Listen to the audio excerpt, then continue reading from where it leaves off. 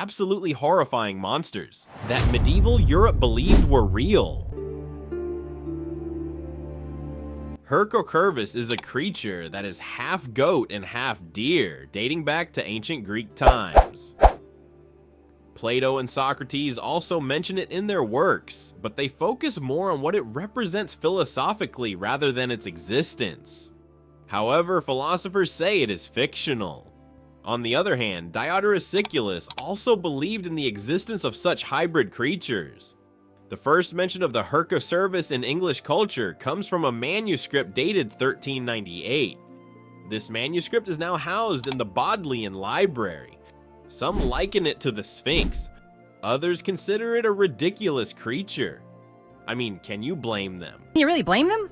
Clergymen and rabbis use it as fodder for hypothetical debates. Depicted as a loyal servant in a painting at Winchester College, Italian Marxist philosopher Antonio Gramsci sees the creature's complex structure as a monster representing lack of will and uncertainty of purpose.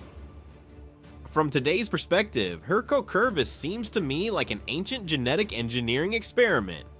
It was basically a big game of what does this button do? There are many similar hybrid creatures in Sumerian tablets. Look, the name of this creature is Mushushu, a creature from ancient Mesopotamian mythology, a hybrid animal with hind legs resembling the talons of an eagle, lion-like forelimbs, a long neck and tail, 2 horns on its head, a snake-like tongue, and a crest. The Manticore is a monster with 3 rows of teeth that devours humans in one bite. Talk about overkill. 1 row of teeth not doing it for you. It has the face of a human, the body of a lion, and the tail of a scorpion or a tail covered in venomous spines similar to porcupine quills. Has anyone seen this monster? No. The Greek physician Ctesias mentions it in his book Indica, written in the 5th century BC. According to him, the Indians gave a manticore as a gift to the Persian king. Manticore means man-eater in Persian. Subtle. This creature, which can also shoot needles from its tail, could only be defeated by an elephant or a lion. People must have believed in its existence so much that medieval animal encyclopedias mentioned the Manticore. It is mentioned with illustrations, particularly in the Bodleian Library and the Rochester Bestiary. Interestingly, this creature, which features so prominently in Indian and Middle Eastern cultures, also frequently appears in European royal coats of arms. What can we say? People used to love hybrid creatures. You know how it goes. Shrek is an ogre.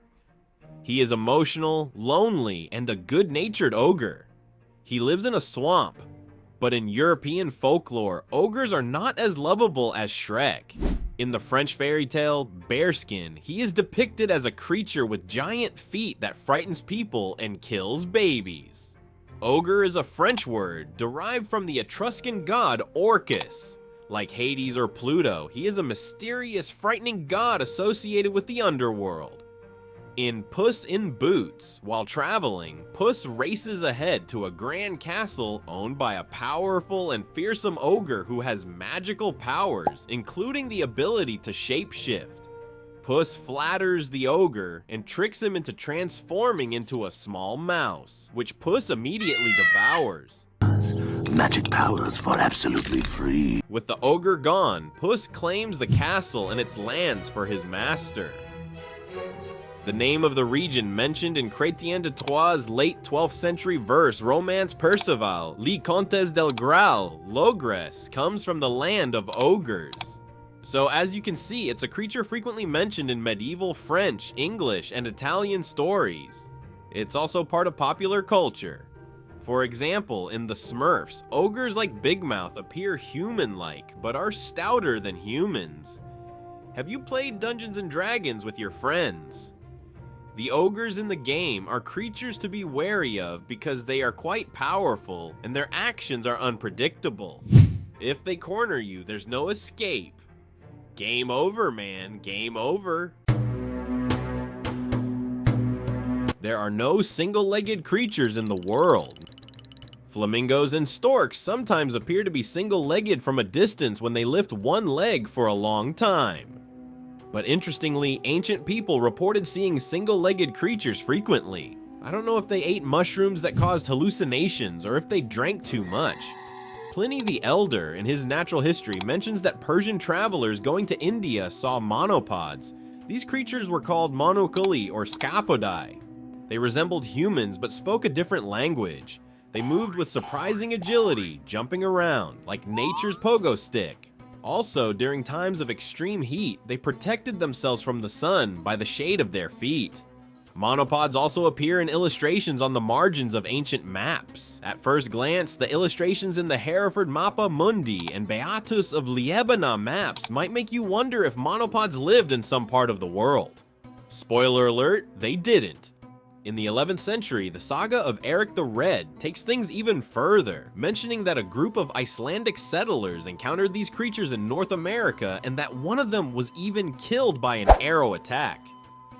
St. Augustine also gets involved and mentions the Skyopodas in the City of God, Book 16, in the 8th chapter, entitled Whether Certain Monstrous Races of Men Are Derived from the Stock of Adam or Noah's Sons. You know, light reading. People once seriously made these monopods a part of their lives. Would you say it was the researchers who wrote articles about it, or the researchers who compared monopods to thresher sharks, or the clever people who said they found monopods from a distance when Indian meditators had one foot in the air? Human imagination knows no bounds. Mysterious sea creatures are even more enigmatic than mythological land creatures. Since the oceans are not fully explored, we can't comment much on whether they exist or not. Found in 1546 off the coast of Zealand, Denmark, this creature resembled a fish wearing monk's robes. Fashion-forward fish. Respect. Its head resembled a human face. Then the debates began. What was this creature? Drawings were made immediately. Then it was reported that a similar creature had been found in Copenhagen, Denmark. These drawings began to appear in natural history books of the period. Then debates about other sea creatures flared up. The creature's resemblance to sirens, tritons, naiads, and nereids was discussed. Guillaume de Bartas even wrote a poem about it. I love 1500s Europe. No internet, no WhatsApp, how everything became popular so quickly. According to legend, it was taken to the King of Poland, who wanted to keep it hidden. It was also shown to a group of Catholic bishops, and the bishop fish made signs to them to be set free. They granted the fish's wish. The fish made the sign of the cross and dived into the sea. Fortunately, in the 1850s, people began to approach the phenomenon more scientifically. Danish zoologist Japetus Steenstrup suggested that the sea monk was a giant squid. Finally, someone with some sense. A more plausible explanation is that it could be an angel shark. If such a creature really existed, why wasn't it dried or mummified? Anyway, who knows what else we'll see? Humankind has been fascinated by these giant snakes and their different species. Some appear as dragons, others turn their victims to stone with a single glance. The imagination knows no bounds. The basilisk is also an indispensable dragon species in European stories. It is so powerful that it can swallow its poor prey in one bite or kill it with its gaze. That is why its name derives from the Greek word basiliskos, meaning little king. In some depictions, it has a head resembling that of a rooster. Legends say that such a creature was formed from a rooster sitting on a snake or frog egg. Some versions of the basilisk can even breathe fire. Incidentally, the idea of this creature turning people to stone with its gaze is probably borrowed from the Medusa stories. Medusa, often seen at the entrance to Greek temples, also has hair made of snakes. When discussing such strange creatures, one cannot fail to mention Pliny the Elder's natural history. That guy again. According to him, the basilisk is a creature produced in the city of Cyrene, no longer than 12 fingers in length. On its head is a white spot that looks like a kind of crown. It can burn any living thing or plant it desires, even stones. It has the power to burn and destroy everything. Talk about overkill. Clergymen especially like to talk about these kinds of creatures. For example, Isidore of Seville, Venerable Bede, and Pietro d'Abano are among those who tell many stories about this creature. They are all based on the instinctive fear of reptiles in early human history. I think the most interesting of these monsters is the Blemmyes.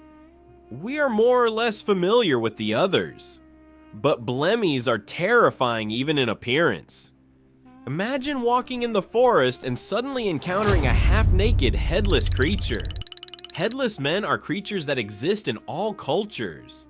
In fact, people in ancient times exaggerated it so much that they even said there were two types of Blemmyes, with eyes on the chest or with eyes on the shoulders. In ancient times, the ancient Libyans or Ethiopians were called Blemmyes, so the legend of the headless man first appeared there. Here again, Pliny the Elder comes to our rescue with his work Natural History, immediately defining the Blemmyes tribe of North Africa as people with no heads, their mouths and eyes being seated in their breasts. Papa Pliny coming through. The famous 13th century encyclopedia Otia Imperialia even has an illustration of the Blemmyes living in Ethiopia. They are depicted as 12 feet tall, 7 feet wide, golden-colored creatures. The Roman d'Alexandre en prose also mentions our hero, Alexandra, encountering 6-foot-tall, golden-colored headless creatures. In the 1500s and 1600s, for some reason, European explorers who traveled in that direction described their encounters with these creatures in great detail.